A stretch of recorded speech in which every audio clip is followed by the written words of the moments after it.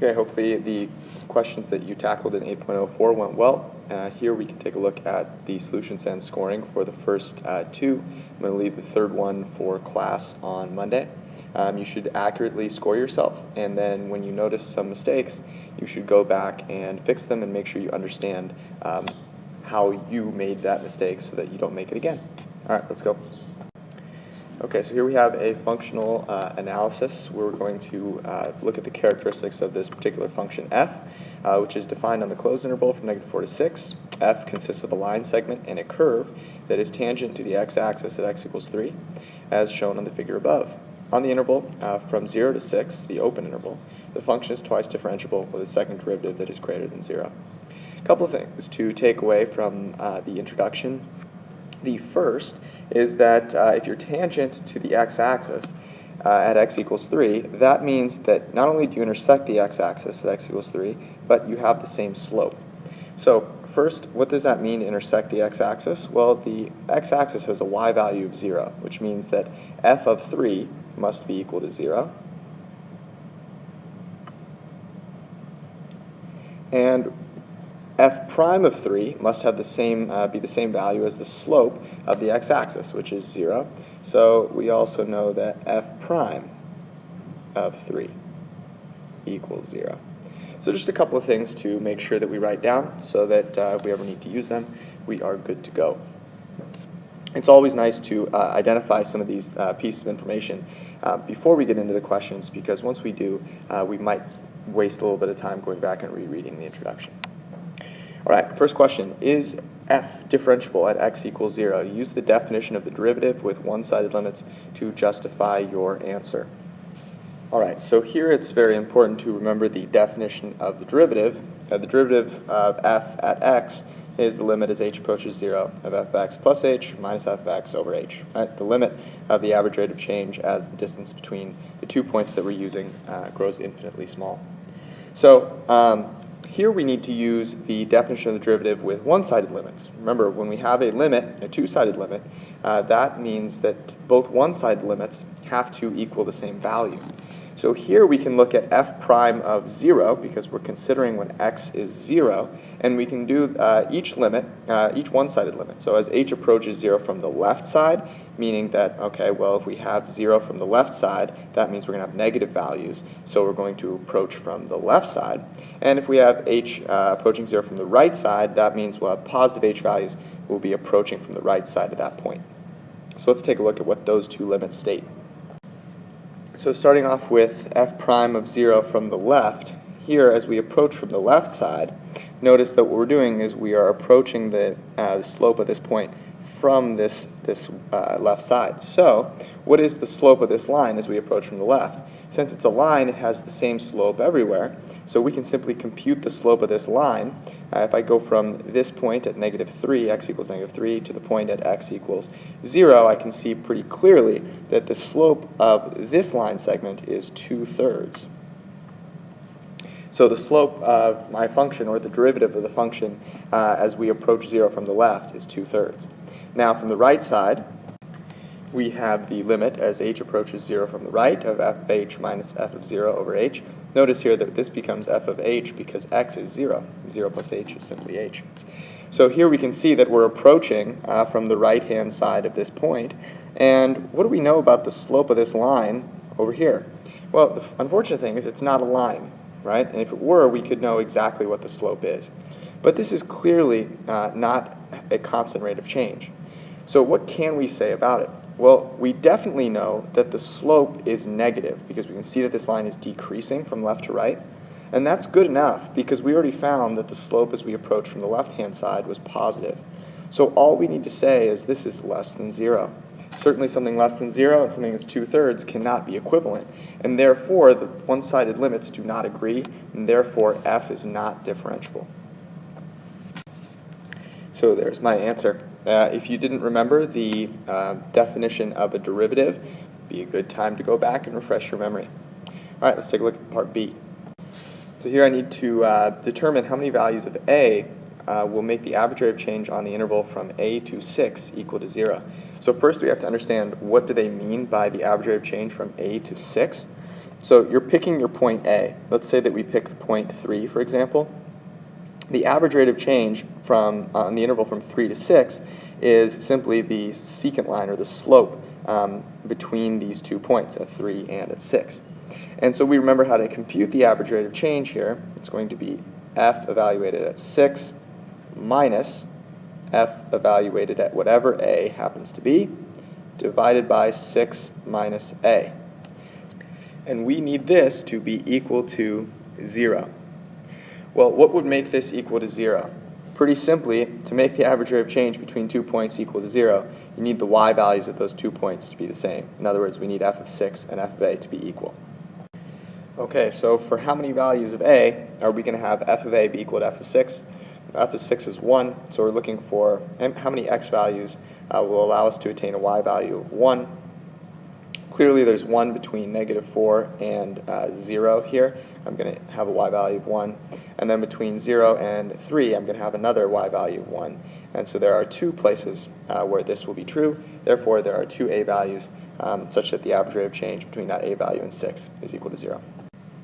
All right, part C, is there a value of a now between -4 and 6 for which the mean value theorem applied to the interval a to 6 guarantees that there is some value c for which f prime of c is equal to 1/3? Justify your answer. So remember what we need to be able to apply the mean value theorem. We need our function to be continuous on the closed interval, and we need it to be differentiable on the open interval. So clearly we can't choose any point to the left of 0, because at any point to the left of 0, our function won't be differentiable all the way through between that value and 6.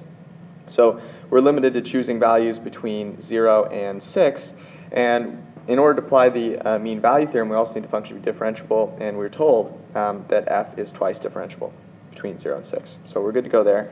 And now we just need to find a point A between 0 and 6 for which the average rate of change is 1/3, because the mean value theorem guarantees there will be a point between those 2 values at which the instantaneous rate of change is 1/3.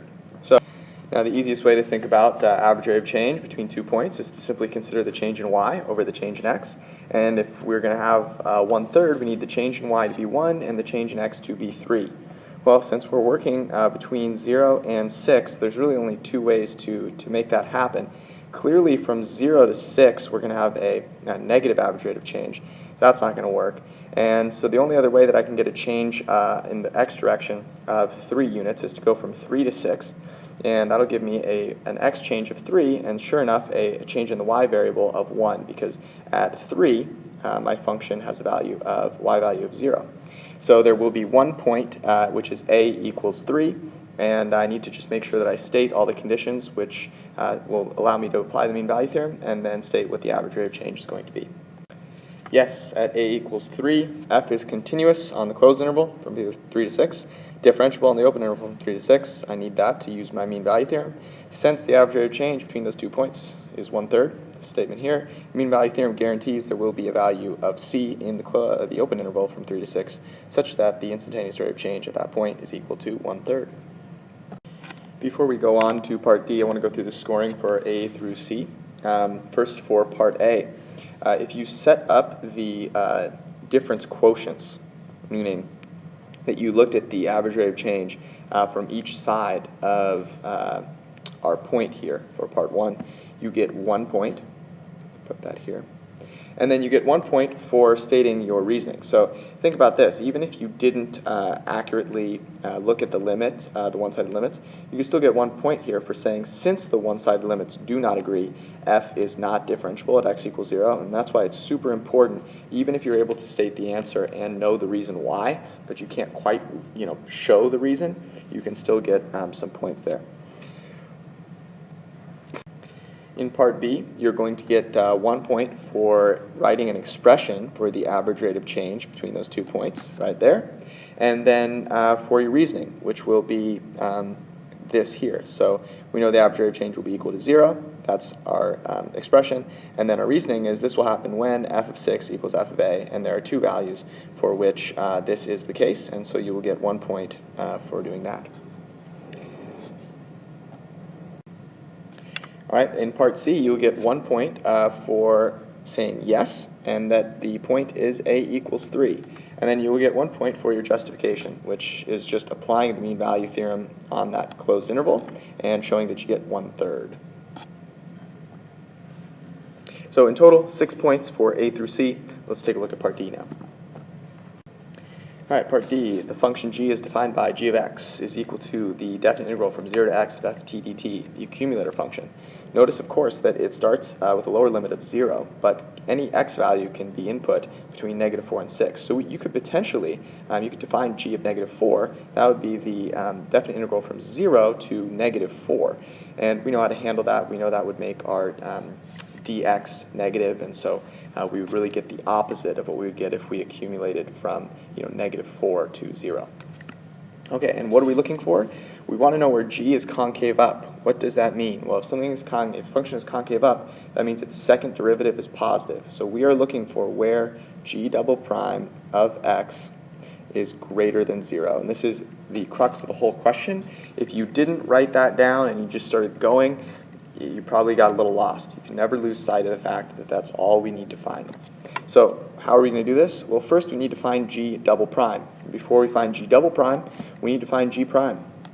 So our first step for part D is simply going to differentiating g, and then we'll differentiate that again. So g prime, I'm simply taking the derivative of the accumulator function. Fundamental theorem of calculus here we can easily apply, which means that g prime is simply f of x. All right, so let's take the second derivative now. G double prime of x, since g prime is f of x, when we take the derivative of g prime, we are taking the derivative of f.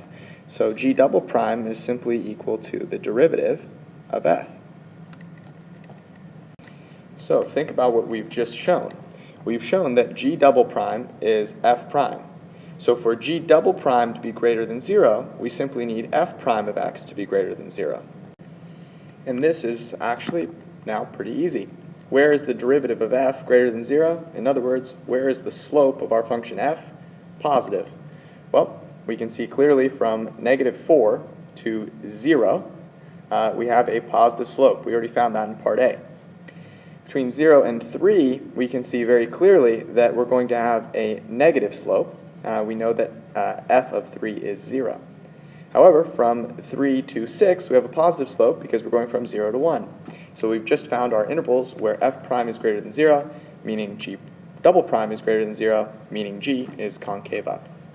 So I'm simply going to state those two intervals. I could also, of course, write them, the two intervals, like this. X values between. Okay, just in case you're wondering. The points are awarded as such. If you found g prime, you got 1 point. If you considered where g double prime was greater than 0, so here we knew that was really the first thing that we considered, and so we said g double prime has to be greater than 0, you get 1 point.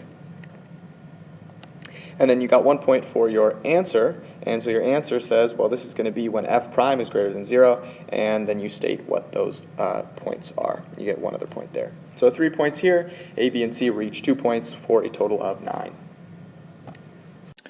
So here we go, 2007. Here we're dealing with the amount of water that is in a storage tank.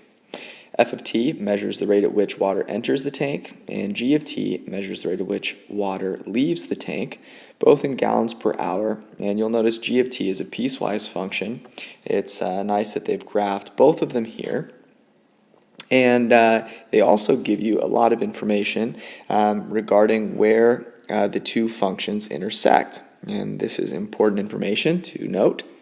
And also very important is to know that at 0, t equals 0, there are 5,000 gallons in the tank. All right, so here with this problem, I'm going to go into a little bit less detail on why, and I'm just going to put up the answers and explain the scoring guidelines. All right, for part A, the answer is 8,264 gallons. You're going to get 1 point for having that answer with units, and you're also going to get 1 point for the integral, writing the integral that you used to compute it. For part B, the amount of water in the tank is decreasing on the intervals from 0 to 1.617, and from 3 to 5.076. And our reasoning is that on those intervals, f of t is less than g of t, or another way of saying that, I actually like this even better, is that f of t minus g of t is less than 0, because this here represents the rate at which the amount of water in the tank is changing. We're going to need that in a second. All right, for part C, here we're finding the absolute maximum for the amount of water in the tank, and thus we need to look at what the rate at which water in the tank is changing. And this is given, of course, by f of t minus g of t, and so we're looking for where f of t minus g of t is changing from positive to negative, and that happens at t equals 3. So we must consider t equals 3 and the endpoints, closed interval test. You get 1 point for stating that you must consider t equals 3. You're then going to get 1 point for your integrand that you use to compute the amount of gallons at 3 and at 7. And you could have written out the actual functions in here if you wanted. I noted what g of t is in each situation. You're then going to get 1 point for the number of gallons after 3 hours, and you're going to get 1 point for getting the correct number of gallons after 7 hours. And then you're going to get 1 point for your conclusion, which must indicate the amount of water is greatest at 3 hours, and that to the nearest gallon, this is 5,127 gallons of water. So 5 points for part C, it's a big one, 2 and 2 for A and B respectively. All right, make sure that you complete also the last problem from 8.04, and we'll take a look at that one on Monday.